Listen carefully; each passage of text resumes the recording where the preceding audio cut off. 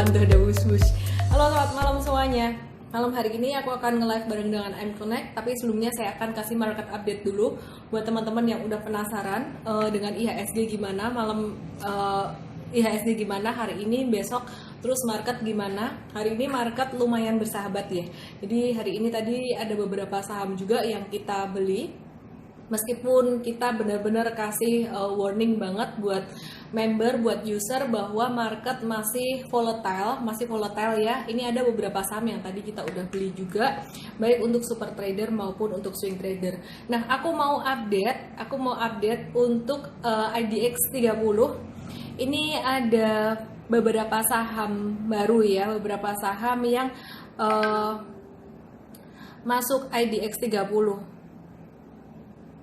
Oke.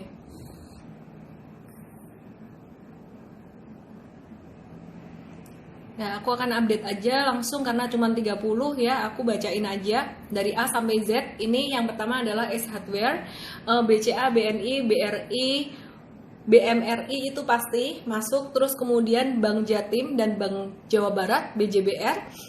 Terus kemudian yang menarik, ini ada Cleo, Sariguna Prima Tirta, ini masuk ke IDX 30, Congrats Pak Hirmanto.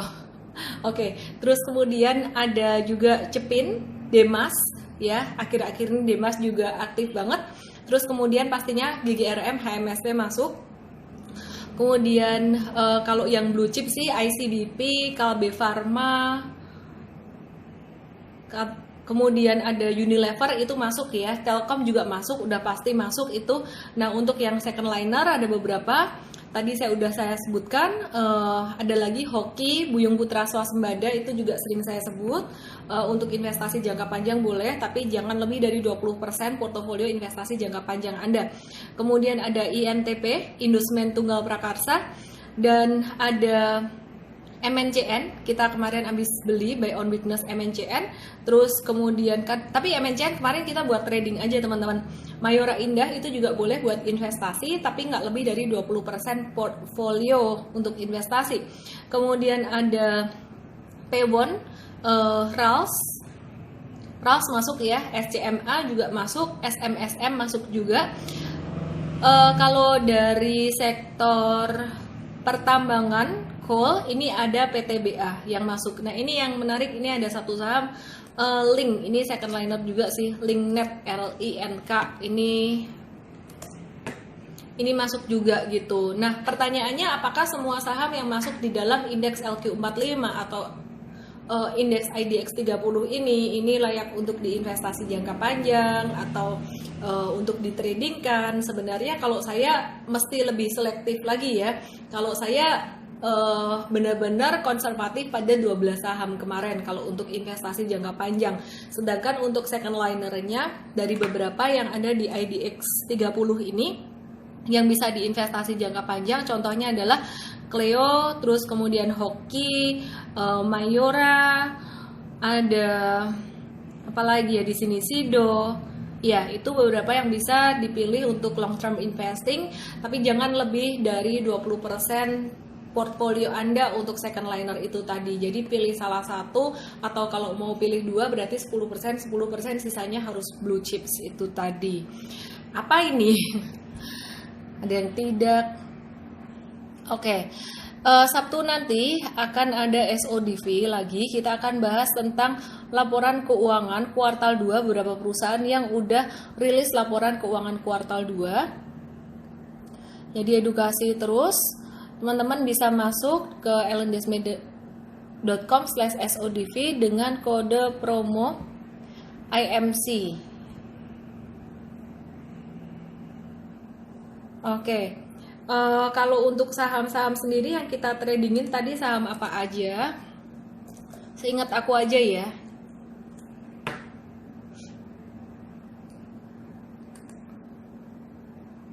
Kita tadi ada beli saham BRIS, cuman saham ini termasuk liar juga, termasuk volatile. Saya sempat kasih tahu beberapa hari yang lalu.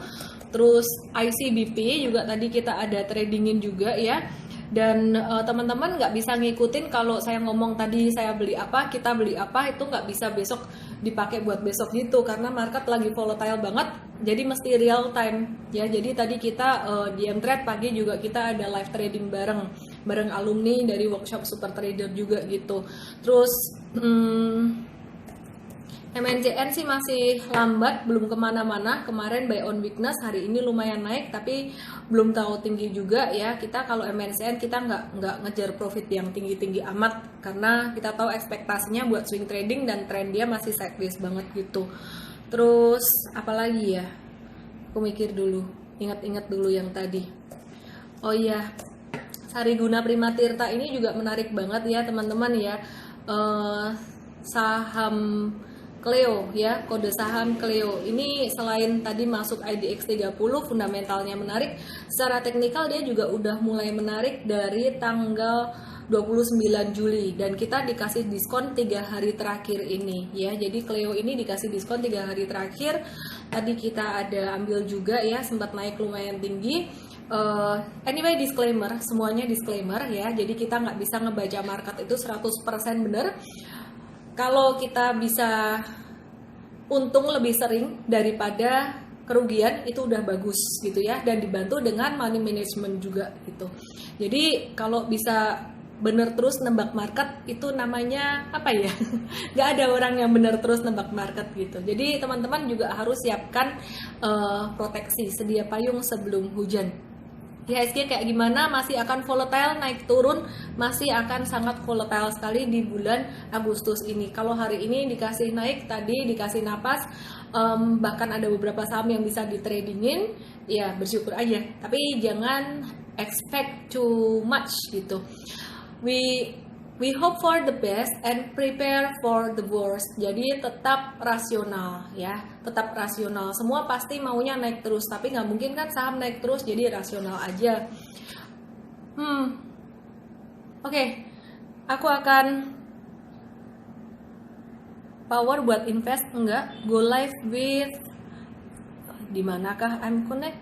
Go live with, semoga malam ini bisa nyambung. mconnect.org, aku udah add, aku udah invite ya. Nyambung. Farmasi, Kalbe Pharma. Kalbe Pharma itu bisa buat investasi jangka panjang. Kita masih hold buat super trader juga. Halo Mbak Diajeng. Oke. Selamat malam, Miss Ellen. Selamat malam, Mbak Diajeng. Apa kabar? Alhamdulillah baik. Miss Ellen sendiri gimana kabarnya? Kabarnya luar biasa. Luar biasa sibuk. Mbak Diajeng mungkin bisa perkenalan dikit nih Mbak ya. Jadi mConnect ini organisasi apa sih gitu. Cakep kan Mbak Diajeng. Oke, halo selamat malam teman-teman yang sudah bergabung di live pada malam hari ini. Perkenalkan, saya Diajeng dari Indonesia Millennial Connect selaku co-founder dan Chief Marketing Officer. Sedikit perkenalan tentang mConnect ya. Jadi Indonesia Millennial Connect ini ada organisasi kepemudaan, kita non-profit, jadi kita bergerak tujuannya itu untuk pemberdayaan masyarakat dan juga pengembangan potensi pemuda. Nah, kita bergerak di 3 bidang nih, ada di pendidikan, sosial, dan juga ekonomi. Seperti itu. Oke, bening, oi gitu. Oke, cekin aja Mbak netizen Mbak. Oke, kita langsung aja Mbak, malam hari ini kita mau ngobrol tentang apa? Oke, jadi pada malam hari ini kita akan bincang santai bersama Miss Ellen, seorang trader dan juga investor sukses yang udah berpengalaman ya Miss, sejak tahun 2007. Benar Miss? Wah, keren banget. Ellen bisa survive di tahun 2008, padahal saat itu krisis, tapi Miss Ellen ini bisa survive dan bahkan bisa menghasilkan keuntungan sejak krisis itu ya Miss. Keren. Nah, jadi pada malam hari ini kita mau belajar nih Miss, how to be a successful investor. Nah, apalagi kan di sini banyak nih Miss, para milenial yang baru. Mungkin bahkan banyak yang belum berinvestasi ya, makanya di sini kita mau belajar sama Miss Ellen yang udah expert pada bidangnya gimana sih untuk menjadi seorang investor yang sukses. Gitu. Mungkin sebagai awal boleh Miss ceritain sedikit dulu tentang perjalanan Miss Ellen memulai investasi dan kenapa sih Miss memilih saham? Oh, dulu aku bukan memilih saham, sebenarnya aku diceburkan ke pasar saham. Teman-teman mungkin udah pernah Semua udah pada ngerti ya yang ngikutin ini ya aku. Jadi dulu sebenarnya awal mula saya mengenal dunia pasar modal adalah karena saya gabut. Kayak teman-teman yang lagi WFH, gabut, kurang kerjaan. Daripada saya ngoceh melulu ke suami, saya mau kerja, saya mau kerja, saya mau kerja, tuh suami arahin, udahlah kamu investasi aja tuh di reksadana gitu. Kayaknya saya investasi di reksadana lah, kok saya nggak ngapa-ngapain gitu, cuman taruh uang gitu. Terus suami ada ide lagi, wah ini kayaknya ini istri masih kurang kerjaan ini gitu. Oke, kamu di pasar saham aja, kamu langsung langsung aja investasi di saham gitu. Nah, terus memang timingnya waktu itu 2007 lagi bagus-bagusnya, jadi pasar saham tuh lagi naik-naiknya gitu. Jadi aku senang dan langsung belajar banyak hal di situ. Satu hal yang aku nggak pelajari di tahun 2007, tapi kemudian aku pelajari di 2008 adalah psikologi trading. Ya, jadi kalau orang belum pernah rugi itu kan pede terus gitu ya. Pede terus sampai akhirnya sempat mengalami kerugian baru tahu diri. Baru tahu diri istilahnya kayak wah saya bisa juga ya rugi ya, ternyata saya nggak sepinter itu gitu. Dan akhirnya saya belajar banyak bahwa kesalahan saya waktu itu terlalu overconfident gitu. Ya itu sih. Oke, jadi sebenarnya Halo Pak Aidil Miss Akbar. Ellen sendiri awal bukan memilih saham tapi diceburkan ke dalam saham. Bener. Oke.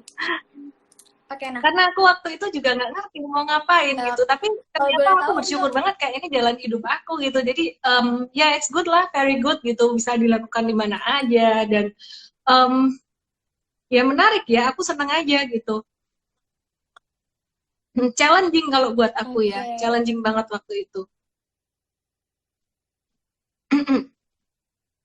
Halo?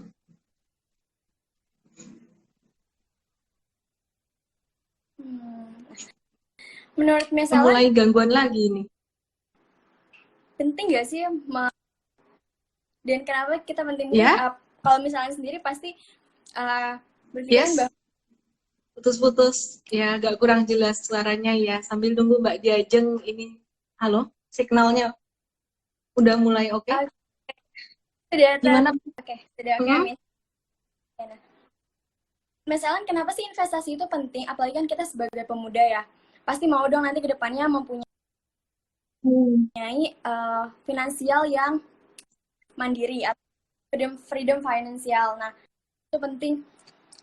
Oh, penting sih. Investasi penting buat orang yang mau lebih kaya itu ya. Satu udah jawaban pasti itu aja. Yang kedua, dengan investasi saham kan kita bisa berternak uang tanpa istilahnya ini kan pasif gitu loh ya. Jadi kalau long term investingnya pasif, kalau trading sih aktif gitu. Jadi ya beli saham untuk long term investing dibiarin nanti jadi banyak ya, itu semua orang udah banyak yang tahu lah. Ini ada pertanyaan menarik satu nih, ada yang nanya tadi, dulu challenging, sekarang masih challenging nggak pasar saham? Sekarang ya, jujur, saya lebih tertantang, challenge saya adalah mengedukasi. Karena mengontrol atau mengendalikan diri sendiri, itu ternyata lebih mudah daripada kita kasih tahu orang caranya kayak gini. Jadi informasi yang sama saya sampaikan, edukasi yang sama saya sampaikan, cara manajemen resiko, cara saham ini kayak gitu, sama-sama ngedenger, tapi banyak orang menerima, hasilnya bisa beda-beda. Ya, jadi yang pertama mungkin profil resiko, karakter orang itu berbeda. Kemudian yang kedua juga pengalaman orang di masa lalu berbeda. Jadi ya hasilnya beda-beda. Itu challenging banget buat saya gitu. Halo, halo Mbak.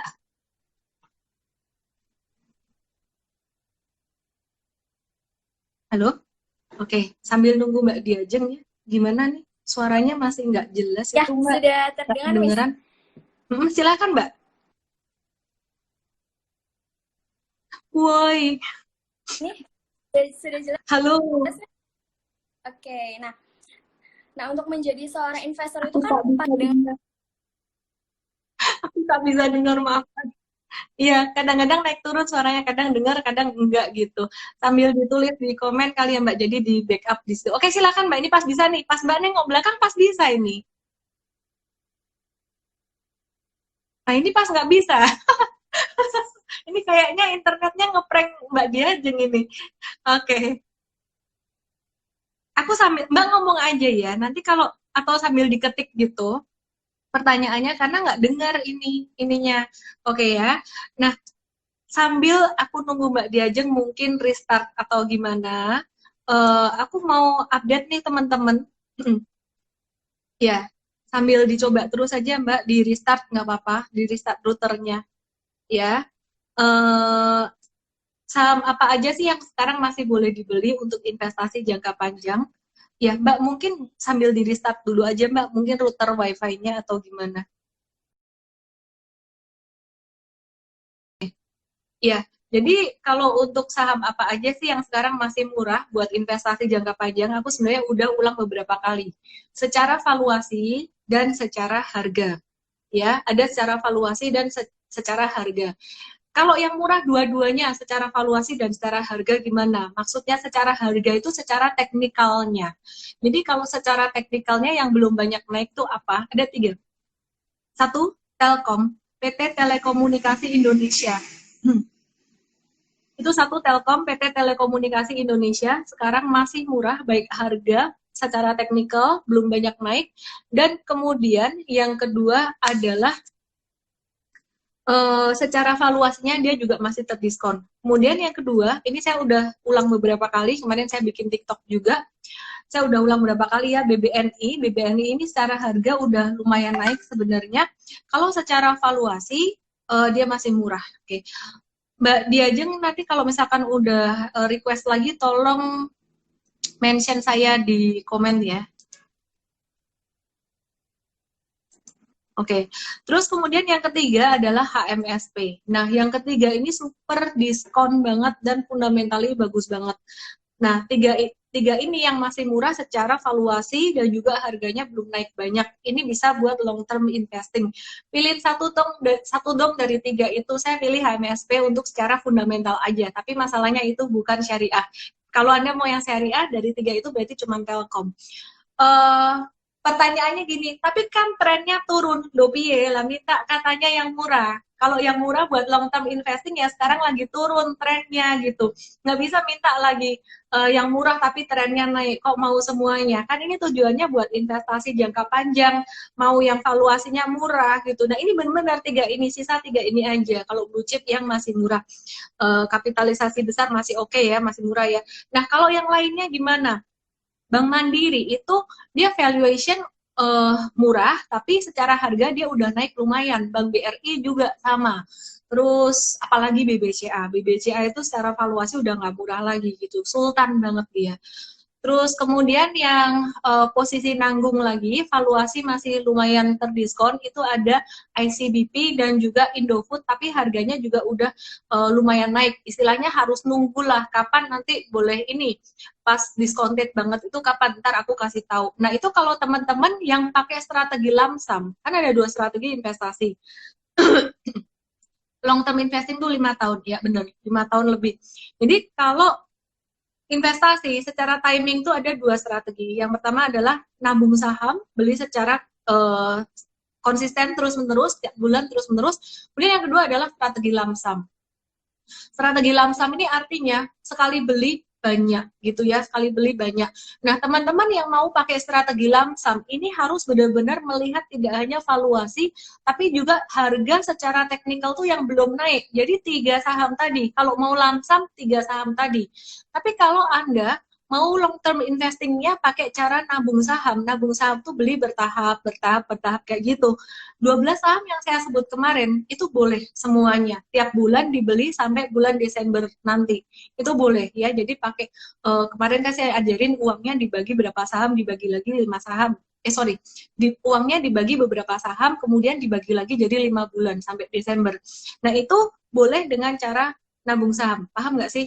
Kalau nggak paham, aku pakai analogi lagi 100 juta buat investasi, dibagi 5 saham, masing-masing 20 juta. Tiap bulan beli saham itu 4 juta. Nah, kalau Anda mau beli dengan cara kayak gitu, boleh mau masuk BCA, boleh mau masuk apapun, boleh. Karena sebenarnya kalau nabung saham, nanti naik turun selama 5 bulan itu, harga naik turun selama 5 bulan itu akan ter-average. Beda dengan averaging down. Bukan averaging down. Ini namanya dollar cost averaging, ya, itu nabung saham. Tapi kalau Anda malas nyicil nanti mencicil langsung aja beli dengan strategi lamsam. Kalau mau lamsam berarti cuma boleh 3 saham tadi saat ini. Itu sih. Oke, aku coba cek lagi. imconnect.org. Oke, I invite it.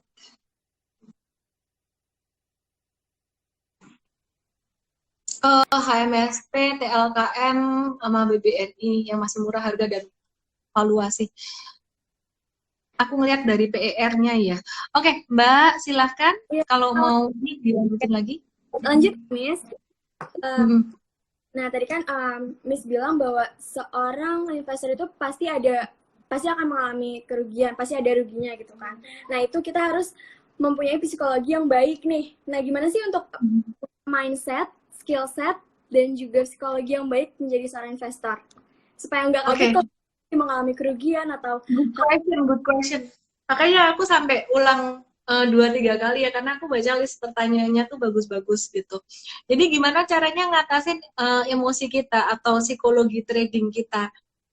Tunggu, sorry, aku ke distract. Tadi ada yang nanya lumseng, bukan lumseng, lamsam. Ya ampun, LUMSUMP. Itu bahasa Inggris yang diajar pakai bahasa Indonesia. Sudahlah. Oke, jadi gimana caranya ngatasin psikologi trading supaya kita siap menghadapi resiko atau siap menghadapi kerugian? Nomor 1, catat. Teman-teman, you have to know what to expect. Wah, keren bahasa Inggris nih. Artinya, kalau bahasa Indonesianya, bahasa Jawanya adalah sadar diri. Maksudnya apa? Sadar diri tuh gini loh, kita harus tahu apa yang kita harapkan. Pasar saham itu bisa rugi. Harus sadar nomor 1 dulu, bisa rugi. Jadi jangan berharap masuk ke pasar saham cuan terus gitu. Ikut trade cuan terus, amin.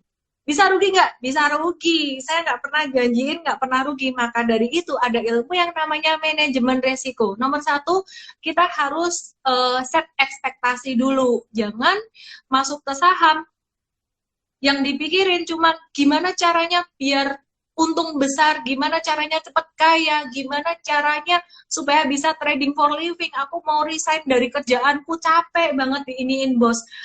Mungkin yang dibayangkan orang-orang trading saham itu kayak sekali pencet terus langsung untung terus. Ya kadang-kadang kayak gitu sih. Kenyataannya adalah kita harus belajar. Dan bahkan kalau buat saya ya, 13 tahun di pasar saham, ini mendidik saya banget untuk satu hal. Apa itu? Kerendahan hati. Di pasar saham ini ngedidik saya banget supaya saya mau mengkoreksi diri. Kenapa? Karena pasar saham ini satu-satunya hal yang I cannot control. Ya, saya nggak bisa kontrol harga saham mau naik kemana. Yang bisa saya kontrol apa? Diri saya sendiri, yaitu membatasi kerugian, membatasi resiko. Jadi mesti sadar diri dulu what to expect, apa yang diharapkan, jangan berlebihan, itu aja. Yang kedua, ya setelah kita tahu what to expect, yang kedua adalah, nah ini kebalikannya, yang satu tadi kan supaya jangan serakah ya. Yang kedua adalah jangan takut berlebihan. Kalau takut berlebihan, takut salah, jadi nanti gak maju-maju. Caranya gimana sih? Embrace mistakes. Contoh ya, saya kalau dengan tim saya, misalkan dengan tim saya, ada beberapa di antara mereka yang takut salah. Ini nanti kalau aku salah gimana? Ini salah gimana? Asalkan nomor 1, kesalahan itu bukan kesalahan yang disengaja. Nomor 2, kesalahan ini sebenarnya sudah diantisipasi. Resiko sudah diantisipasi, bukan sengaja disalah-salahin atau kalau saham tuh sengaja masukin duit gede, itu enggak. Asalkan kesalahan ini udah diantisipasi. Ya udah gitu loh, manusia salah itu wajar. Kalau kita salah dengan orang lain, asalkan nggak disengaja dan kesalahan ini bukan kesalahan yang fatal, bukan yang berdampak fatal, as simple as kita minta maaf, selesai. Saya bilang, kamu salah, nggak apa-apa, nggak usah takut gitu loh. Tinggal maaf ya, selesai, diperbaiki kayak gitu. Nah sama, ketika kita di pasar saham juga sama. Jangan takut berlebihan. Beberapa trader, beberapa investor itu takut berlebihan sampai jadi nggak rasional. Contohnya apa? Takut berlebihan nggak rasional itu kayak gini. Aku takut nih beli saham, padahal udah dikasih murah valuasinya. Takut. Terus Maunya gimana dong biar nggak takut? Aku maunya tuh pokoknya yang paling bottom banget. Nanti IHSG masih bisa turun nggak ya? Masih bisa nggak ya di bawah bulan Maret ya? Di bawah tanggal 23 Maret tuh masih bisa nggak ya? Emangnya kenapa? Aku mau belinya tuh pas di bottom banget.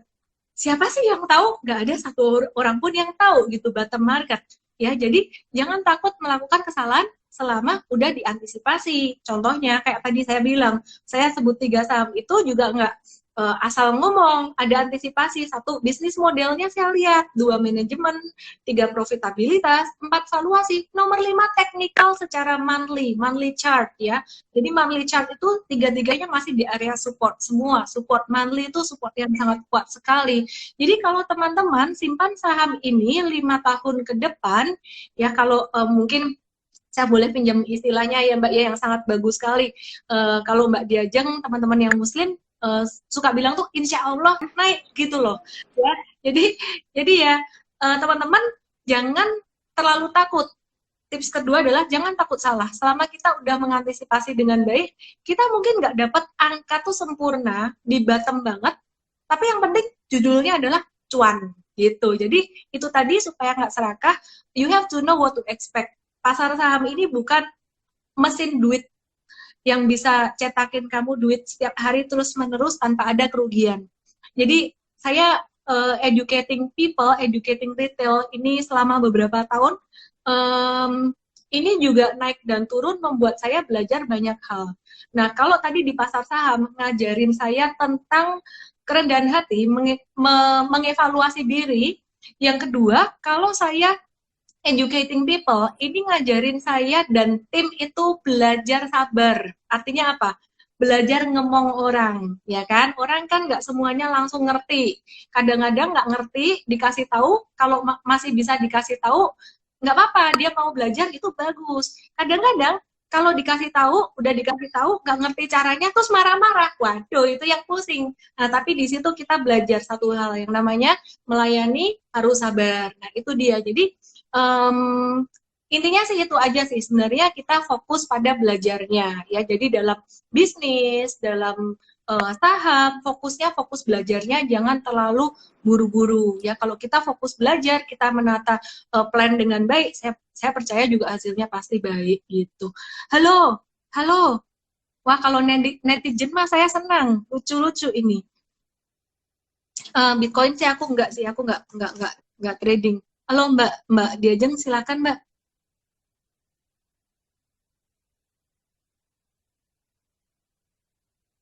Tuh, nggak keluar suara lagi.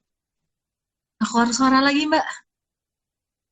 Memulai dari mana, Miss? Memulai dari nonton Instagram live saya setiap hari. Buka akun.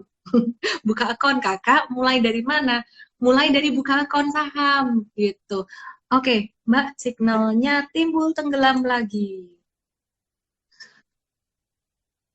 Kalau Forex, enggak. Ini banyak yang nanya ya, saham-saham yang buat investasi jangka panjang, yang oke silahkan Mbak, kalau lagi lancar langsung aja. Aku nggak mau ulang 3 saham itu nanti barangkali buat giveaway aja. Oke, silahkan Mbak.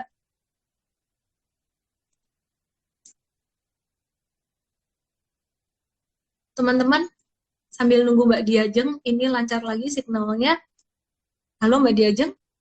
Halo? Halo?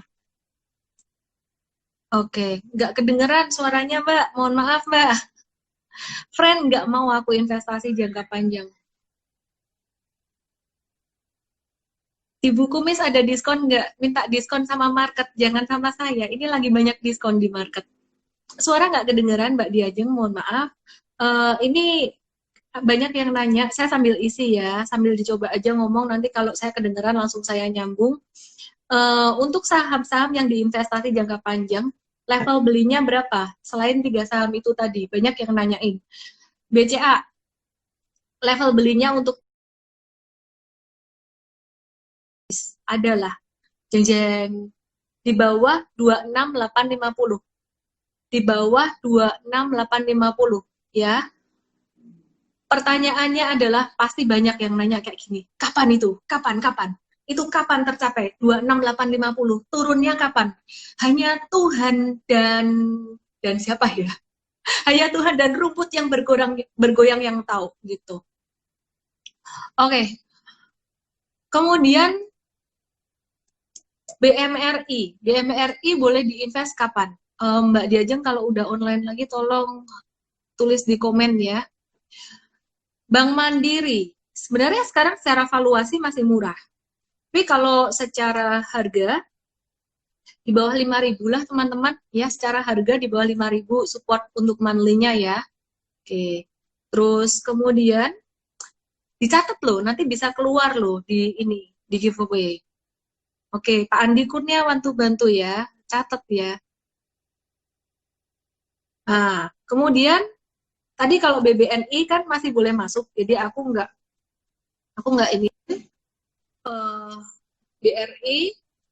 BBRI itu di bawah 3.000 deh ya, di bawah 3.000. Nah, itu yang low risk buat long term investing. Ya, secara teknikal di bawah 3.000. Jadi selain secara valuasi, kita mau long term investing, kalau saya sih ngelihat secara teknikal juga harus di monthly support banget. Oke, silakan Mbak Diajeng. Kita akan lanjut yang lainnya ya nanti ya. Oke, tadi kan silakan Mbak. Tadi kan kita sudah bahas tentang psikologi trading ya, Mas. Nah, biasanya sih saham itu kan ada naiknya, ada turunnya. Pasar itu biasanya nggak kondusif ya. Cara kita menghadapi pasar yang tidak kondusif itu? Hah? Sama, ada naiknya, ada turunnya, terus apa ya? Oke, gimana cara menghadapi situasi pasar yang tidak kondusif? Fluktuatif, naik dan turun. Ya, cara menghadapi pasar yang naik dan turun ada dua cara. Yang nomor satu, kalau mau jadi investor jangka panjang ya, investor jangka panjang sebenarnya cara menghadapi fluktuasi ini, kalau teman-teman nggak berani beli secara lamsam itu kan resikonya Anda salah memilih timing beli ya. Tapi kalau udah ngikutin yang 3 tadi saya bilang tadi, ya saya rasa akan baik-baik aja lah Anda ya. Tapi kalau misalkan teman-teman anggaplah ada teman yang lain nggak ngerti cara beli lamsam, untuk mengantisipasi fluktuasi ini, belilah dengan cara dollar cost averaging atau nabung saham, beli secara bertahap. Sahamnya sama, nominalnya sama, jumlah lotnya yang nanti akan berbeda. Itu akan sangat meminimalkan risiko sekali. Jadi untuk meminimalkan risiko dari fluktuasi harga saham, sebenarnya investasi jangka panjang dengan cara DCA tadi, dollar cost averaging atau nabung saham. Ya, jadi Anda nggak perlu mikirin bottomnya di mana, itu tadi. Kemudian yang kedua, untuk trader ini fluktuasi harga saham justru menjadi teman gitu, temannya trader. Nah, fluktuasi seperti apakah yang menjadi teman dari trader? Tentu aja yang kelihatan polanya. Kalau saya sukanya dengan beberapa pola tertentu seperti pola saucer, kayak di bawahnya kayak U-shape gitu. Nah, itu tanda dia mau reversal. Kemudian saya juga suka dengan pola V pattern tuh artinya dia jatuhnya kenceng, dia bakalan naiknya kenceng juga. Jadi saya suka saham-saham blue chip yang jatuhnya kenceng. Kalau ada blue chip contoh ya, BCA misal. BCA jatuh 5 hari berturut-turut, auto reject bawah terus, ngimpi itu. Seandainya, wah itu kesempatan banget. Logikanya adalah kalau nanti institusi ngambil lagi saham BCA ini, dibeli saham BCA, naik boom gitu ya, wah kita bisa untung banyak gitu. Kok yakin institusi mau beli saham BCA? Namanya aja bank capek antri gitu loh, diantri sejuta umat, bukan cuman banknya, tapi sahamnya juga. Dia fundamentalnya paling top ya, paling top banget, kapitalisasi juga terbesar di Indonesia. Yang menarik banget tuh itu yang kemarin aku cerita. Kok jadi kemana-mana sih? Ntar aja deh ceritanya, aku simpan aja dulu. Jadi cara mengatasi fluktuasi adalah satu, dengan investasi jangka panjang, strateginya dengan menggunakan strategi dollar cost averaging atau nabung saham. Kalau pakai lamsam pun sebenarnya asalkan Anda nggak gampang galauan orangnya, nggak apa-apa sih, bisa mengatasi fluktuasi juga. Kemudian yang kedua adalah kalau untuk trading, fluktuasi adalah teman trader tergantung dengan polanya. Jadi kita mesti ngerti cara baca grafik gitu. Kalau belum ngerti cara baca grafik ya belajar pelan-pelan. Ya, jadi di IM Trade ini bukan cuma sekedar referensi saham aja, tapi kita juga benar-benar kasih edukasi tiap hari gitu. Dan seminggu ini nanti sampai hari Selasa depan itu ada live trading setiap pagi jam 9 pagi bareng saya. Karena sebenarnya ini layanan kita kasih buat alumni untuk workshop Sobat Trader, tapi per hari ini tadi kita buka untuk member gitu. Karena kemarin market sangat volatile banget ya, aku pikir ya kasihanlah membernya sekalian aja gitu. Sekalian aja, jadi bukan cuma buat yang di workshop doang. Terus kita buka, terus tadi kita trading bareng itu. Ya, kalau bisa dirangkum, dua hal. Satu, buat investasi jangka panjang dengan cara dollar cost averaging atau nabung saham. Yang kedua adalah kalau buat trading, mesti ngerti pattern-pattern saham. Ya, fluktuasi saham adalah teman trader, teman dari trader. Asalkan kita bisa ngebaca pattern. Kalau nggak bisa ngebaca pattern, itu yang bahaya. Contoh, aku kasih contoh. MNCN itu turun 1, 2, 3, 4, 5, 6 hari berturut-turut. Kok kemarin berani buy on weakness? Padahal kemarin belum keluar ijo-ijonya loh. Kok berani? Ya karena ini aku coba kasih lihat gambar ya.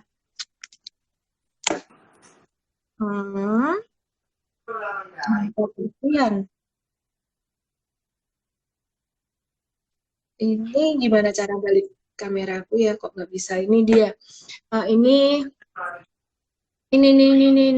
dia sempat 2 kali tertahan di angka 785, 1, 2. Nah, kemarin pas banget tuh. Dia turun, kemudian dia balik lagi ketahan di 785 gitu. Jadi kemarin kita buy on weakness. Begitu, ini contohnya memahami pola kayak gitu.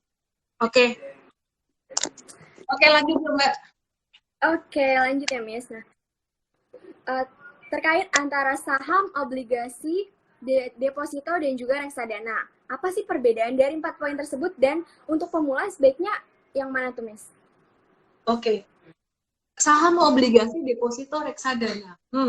Urutannya tuh deposito paling bawah, tapi bukan berarti aku bilang jangan deposito loh ya, salah banget itu. Jangan nabung, waduh salah. Karena sebenarnya kita harus tetap punya alokasi untuk kas dan setara kas istilahnya itu ya. Jadi tabungan deposito tuh masuk kas dan setara kas untuk jika kita perlu uang sewaktu-waktu kita ada itu.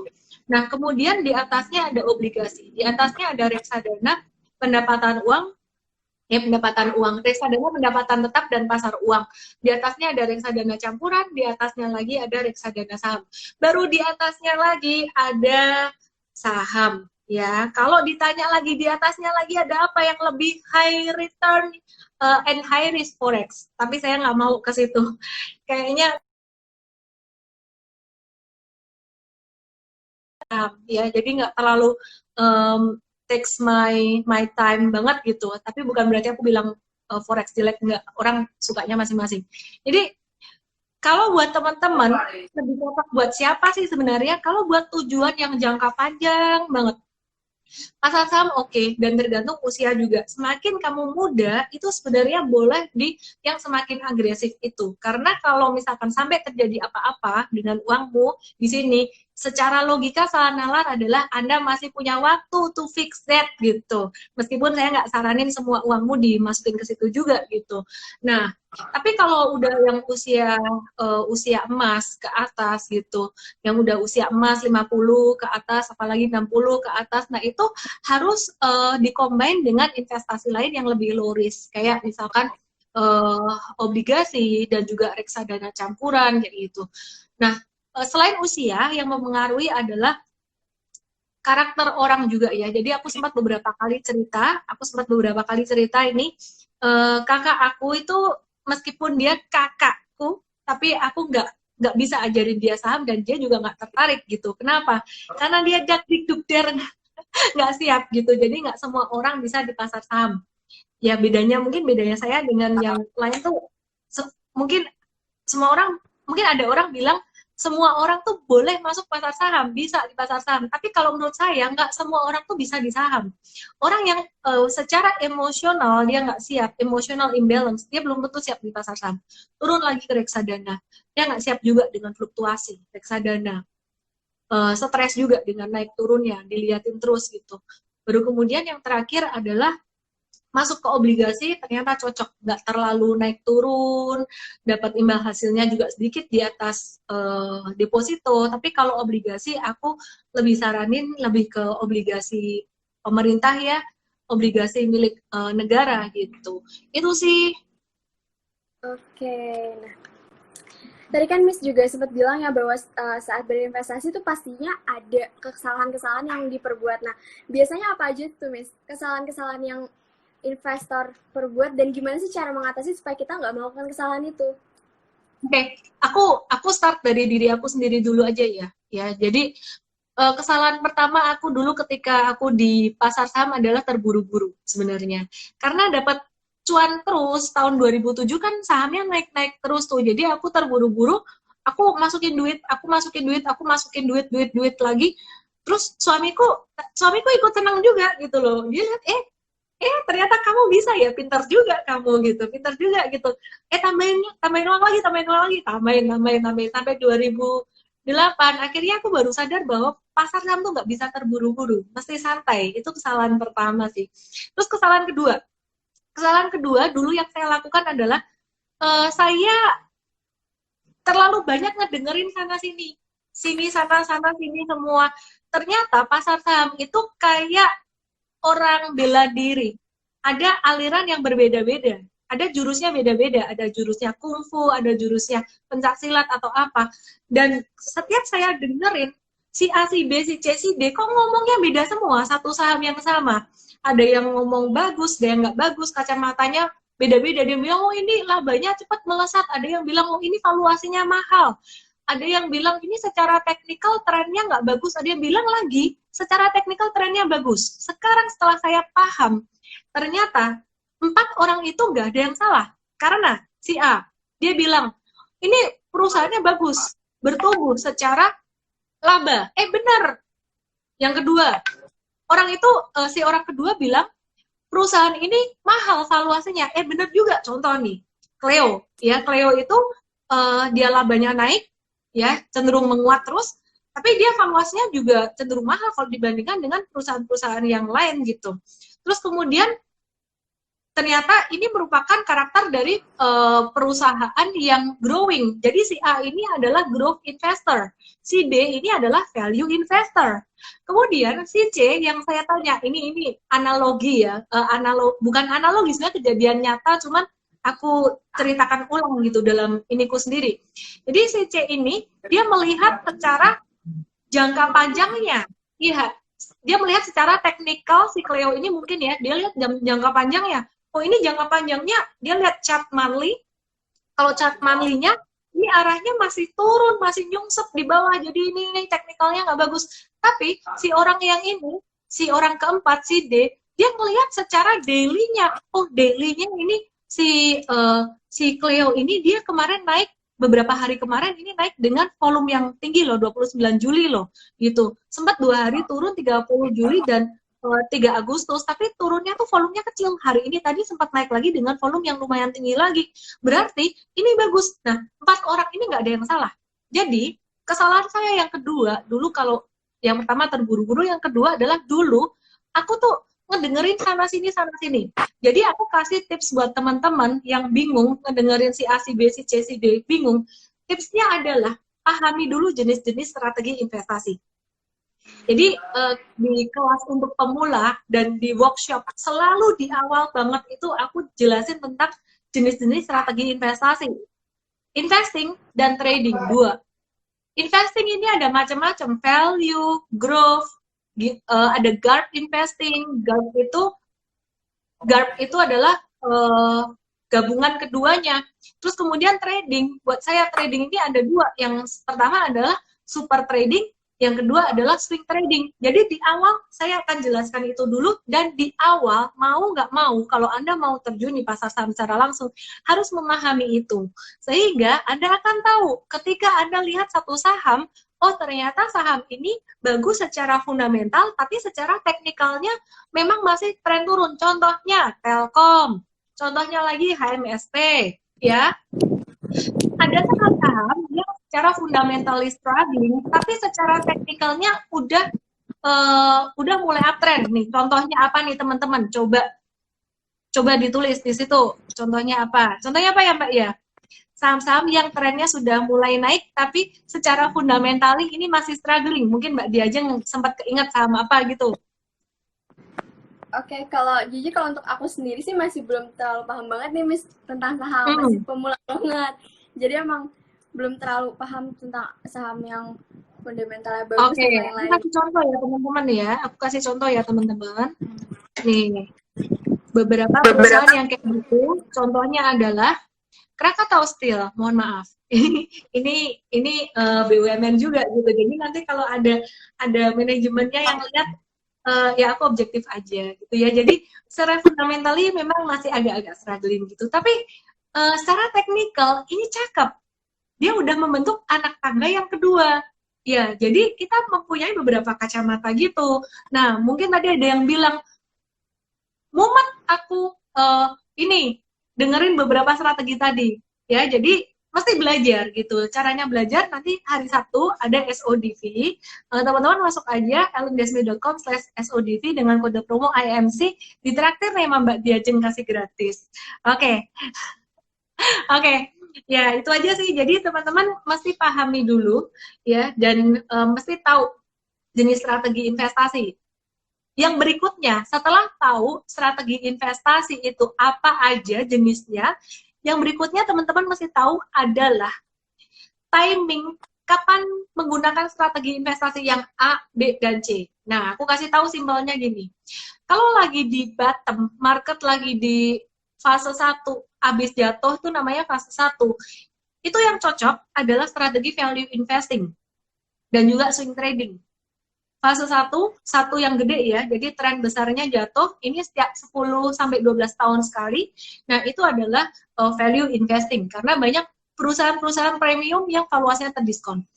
Kemudian, di bawah itu, ketika sudah mulai agak bentuk sideways, nah itu strategi value investing dan juga swing trading. Tapi pas jatuhnya sendiri kita nunggu. Contoh, tanggal 1 Maret sampai pada tanggal 1 Maret sampai sekitaran pekan ketiga Maret sampai ke tanggal 21-an itu kita nggak trading sama sekali, diem aja. Portfolionya waktu itu 100% cash gitu. Nah, kita menunggu sebenarnya. Jadi ketika mulai ada tanda-tanda reversal, kita mulai masuk yang namanya value investing dan juga swing trading. Ketika sudah mulai terjadi recovery, baik V-shape maupun U-shape, pelan-pelan di sini, ini masih swing trading. Ketika terjadi full recovery dalam tren naik, ini saya nggak lagi pakai value investing. Ya, jadi ketika terjadi full recovery, ini di sini kita pakainya strategi super trader, buy and hold, dan kebanyakan saham-saham second liner. Kenapa saya nggak value investing? Sahamnya Oppo yang mau diinvestasi valuasinya udah mahal-mahal. Mungkin ada yang bilang, banyak tuh second liner masih murah-murah terus, nggak harus nunggu marketnya crash.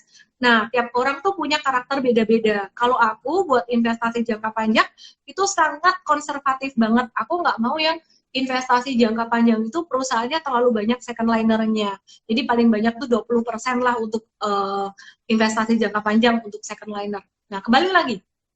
Ketika tren naik, kita lebih banyak menggunakan strategi super trader, sehingga Ellen ini kayak dikenal orang sebagai Ellen Trader gitu, ada tulisan di jidatnya nih. Sehingga tahun 2020 saya banyak ngomong tentang investasi, itu orang-orang bingung, kok lu jadi investor sekarang nggak salah gitu. Panas ya? Enggak, aku nggak panas gitu, aku sehat-sehat aja. Nah, jadi itu dia, selain memahami jenis strategi investasi, kita mesti tahu timing penggunaan tiap strategi itu kapan. Yang aku belum jelasin tadi growth investing. Growth investing bisa dilakukan kapan aja.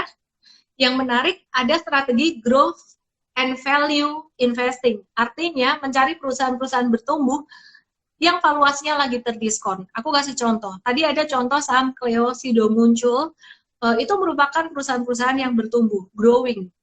Ciri-cirinya dia berinovasi, terus kemudian labanya dia cenderung naik terus, sustainable dari tahun ke tahun. Cuman valuasinya dia seringkali mahal, 2 digit terus, di atas 20 kayak gitu. Nah, gimana caranya value investing di perusahaan-perusahaan tersebut? caranya nggak bisa kita bandingkan dengan saham yang lain. Caranya kita membandingkan valuasi perusahaan tersebut dengan historical atau historical valuasi dari si saham itu sendiri di masa lalu gitu. Jadi kalau ditanya sekarang Cleo dibandingin dengan masa-masa lalu, ya sekarang Cleo ini lebih murah, memang lebih murah kayak gitu. Aku kasih contoh lagi perusahaan premium yang jarang banget valuasinya terdiskon adalah Kalbe Farma. Kalbe Farma itu selalu di atas 20. Dan meskipun di atas 20, tahun ini masih di atas 20, tapi dia udah yang paling murah selama 5 tahun terakhir. Kayak gitu sih. Tapi harganya sekarang lagi nanggung ya, gitu. Oke, itu sih Mbak. Ada lagi Mbak? Oke, nah gimana sih untuk milih saham yang tepat, Miss? Apalagi kita pemula nih, masih belum terlalu paham banget. Jadi untuk memilih saham yang tepat supaya bisa berinvestasi jangka panjang itu gimana, Miss? Ya ini mungkin teman-teman udah pada tahu ya yang nge-follow aku tiap hari ya. Coba sebutin 4 teman-teman. Poin nomor 1 apa teman-teman? Poin nomor 1 apa teman-teman?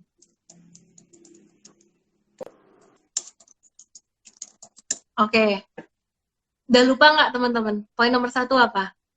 Secara fundamental kalau milih perusahaan, nomor 1 adalah BCAPS, bisnis model. 1 bisnis model, 2 apa? Ingat nggak? Oh itu Pak Arifin Wijaya 58 tahu. Yang kedua ingat nggak apa? Manajemen atau inovasi. Ya. Kemudian yang ketiga apa? Bukan money management, manajemen perusahaan itu loh. Ya, jadi kita lihat manajemen perusahaannya inovatif atau enggak. Yang ketiga apa?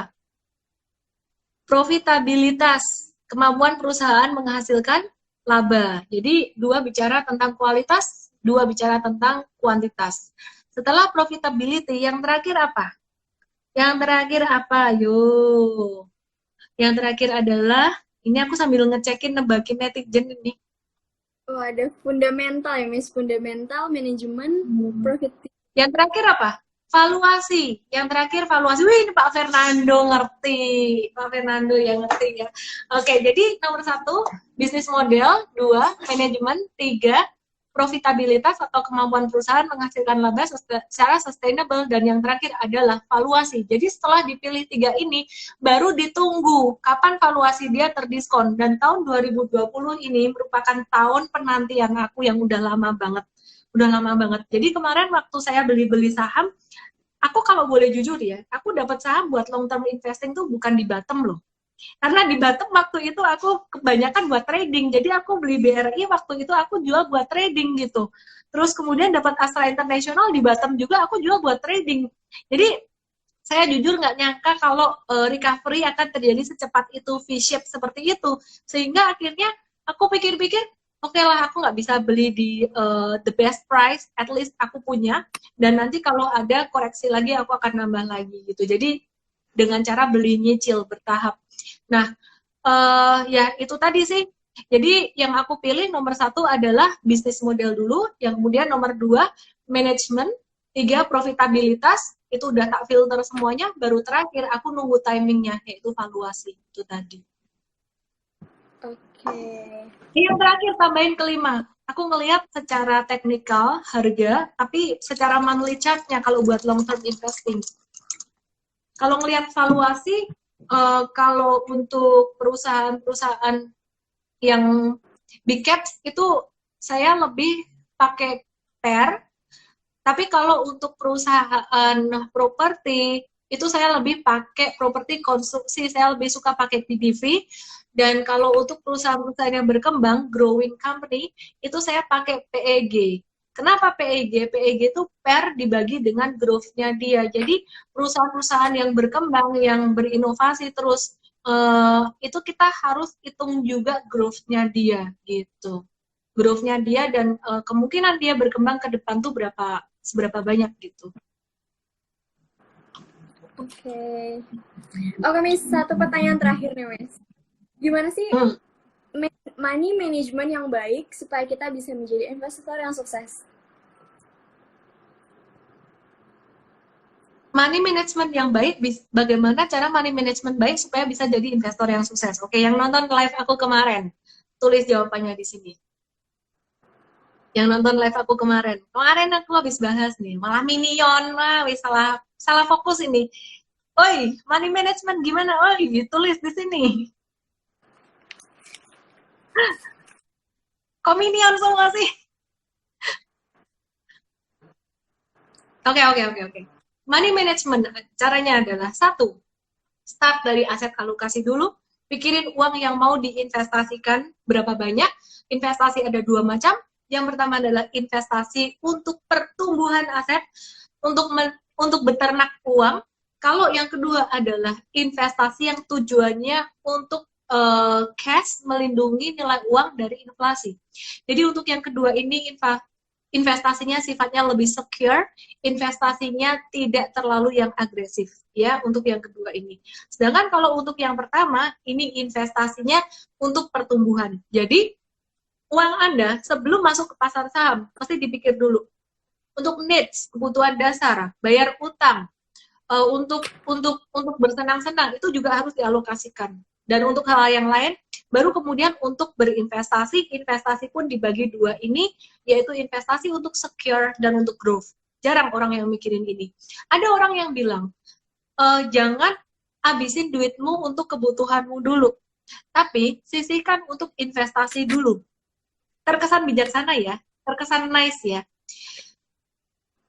Tapi padahal yang terpenting adalah sisihkan uang untuk kebutuhan kamu dulu, benar-benar kebutuhan. Bedakan antara kebutuhan needs dengan wants. Baru kemudian uang yang kamu paksa tadi buat masuk ke investasi itu mesti dibagi dua. Satu investasi yang secure dulu, baru masukin yang sebagian lagi ke growth. Growth, investasi yang buat bertumbuh. Nah ini contohnya adalah saham dan properti. Saham dan properti. Kalau yang ini, yang untuk secure, contohnya adalah obligasi atau investasi emas secara fisik. Jadi bukan emas-emasan gitu ya, bukan emas-emasan gitu. Bukan emas yang komoditas trading atau apa gitu. Oke ya. Jadi teman-teman pisahkan di situ dulu. Nah, setelah Anda tahu, oh berapa sih uang yang kira-kira duit nganggur banget nih buat yang bertumbuh deh. Dari sini baru dibagi dua lagi, investasi atau trading. Kalau investasi dan trading, berapa persen masing-masing? Kalau kamu udah pinter, ngebaca chart, kalau udah nggak panikan, itu boleh 50-50. Tapi kalau tradingnya masih suka jantungan, masih suka marah-marah, masih suka euforia, tahu-tahu kalau cuan banyak senengnya luar biasa, berarti yang uang Anda taruh di saham ini jangan semuanya buat trading. Mungkin 70% buat investing, karena tahun ini tahun investing, ya. Tahun depan saya akan nyanyinya beda lagi nih. Tahun depan saya akan nyanyinya mungkin balik ke super trader lagi, lagu saya udah lain lagi gitu. Jadi tahun ini mungkin Anda boleh alokasikan lebih besar ke investasi. Mungkin 30% untuk trading, tergantung skillnya. Kalau Anda udah high trading, udah terbiasa dengan pembatasan risiko, bolehlah 50-50 ya. Di situ trading dibagi lagi, investasi dan trading bagi lagi. Jadi, oh mau berapa saham, planningnya berapa saham. Oh investing misalkan mau 5 saham, kayak yang tadi aku udah ajarin ya. Modal buat investing dibagi 5 saham. Oke, misalkan 100 juta buat 5 saham. Satu saham 20 juta. 20 juta mau beli sekali hajar beli, atau mau belinya nyicil. Kalau beli sekali hajar beli, berarti Anda harus rela.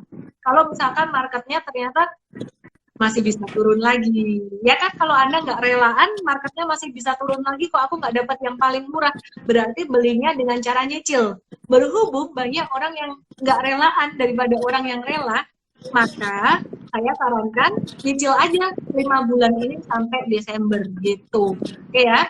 Terus kemudian kalau buat yang trading boleh 5 saham, boleh 10 saham. Cuman kalau trading ini harus ada yang ngebimbing lah ya, istilahnya aku promo dikit ya. Join trade aja lah. Karena susah aku ngajarin trading langsung kayak gini. Oke, Mbak, ini kan tadi udah pertanyaan terakhir ya. Aku mau lanjutin nih. Jadi tadi kan aku ada sebut 3 saham yang lagi murah-murahnya secara valuasi dan juga secara harga untuk investasi jangka panjang. Nah, 9 saham yang lainnya ini kan secara harga masih agak mahal ya secara harga, meskipun secara valuasi juga ada diskon juga gitu. Nah, aku mau kasih tahu untuk teman-teman, untuk 9 saham itu tadi belinya di harga berapa? Tadi udah perbankan. Terus sekarang aku mau bahas yang consumer goods. Unilever itu dia terdiskonnya mulai discounted untuk investasi. Kalau secara teknikal eh, sebaiknya di bawah 7.700 kalau buat long term investing ya. Jadi itu lebih low risk gitu. Terus kemudian untuk Indofood buat investasi jangka panjang sebaiknya di bawah 5.700 ya, di bawah 5.700. Kemudian untuk ICBP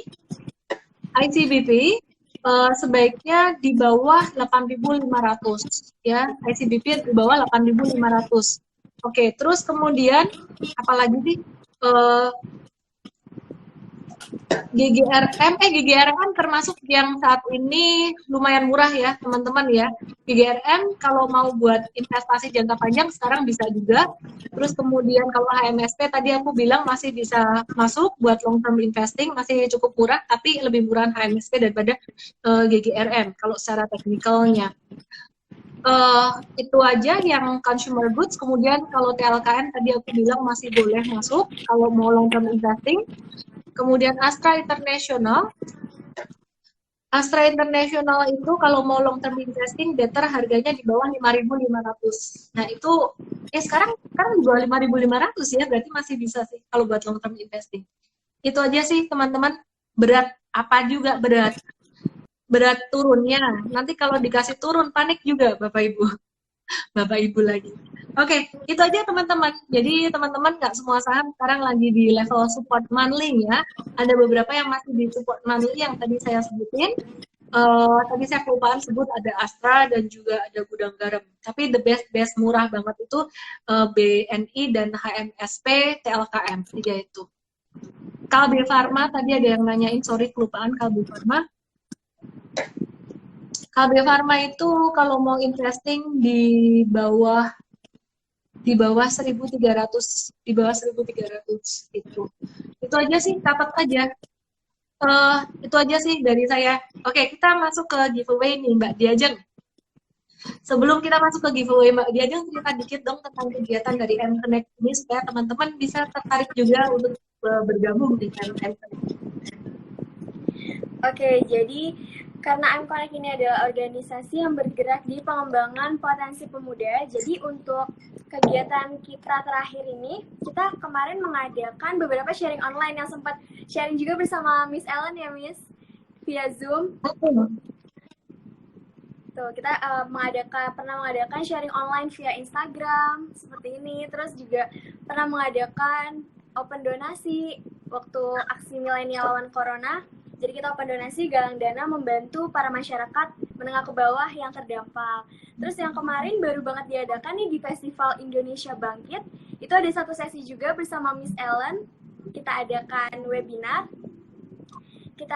Kita adakan webinar, tujuannya itu supaya anak-anak muda di rumahnya lebih produktif. Jadi karena mungkin masih banyak yang di rumah aja daripada nggak ngapa-ngapain, makanya kita buat webinar supaya teman-teman bisa nambah ilmu, bisa belajar dari rumah. Itu beberapa kegiatan yang kita laksanakan. Nah, untuk kegiatan yang akan berjalan nantinya ke depan ini, di bulan Agustus sampai Oktober kita akan mengadakan festival virtual tentang beasiswa dan juga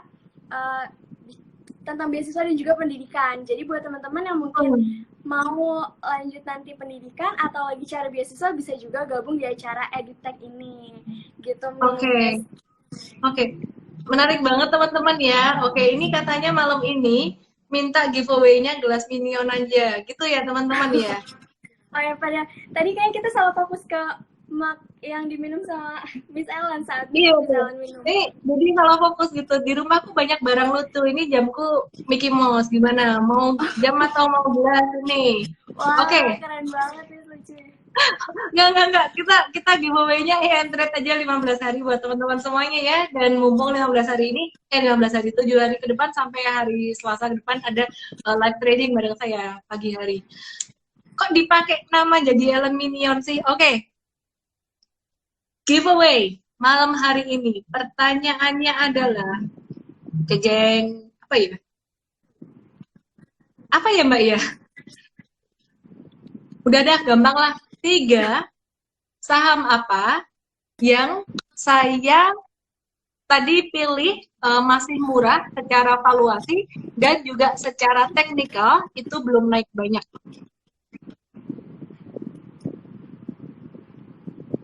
Coba 3, harus sebut 3. Mahris _ 1. Bantu saya pilih pemenangnya dong Mbak. Juanto Teddy 2. Doni Erik P 3. Ayo Mbak, bantu Mbak, bacain Mbak. Half wits. Half dot. Iya, itu. Ya, 4. Itu. Terus kelima siapa? Yang kelima adalah Vivilia _S. Oke, ke-6 Kristo Dotma. Ke-7 1 TS Fly.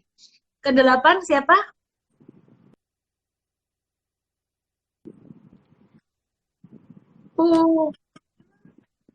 Oke, ke-9 Sulia _ 1. Oke, 10 ke-8 terakhir. Mary. Aduh, gak kedengeran. 10 terakhir, Mbak.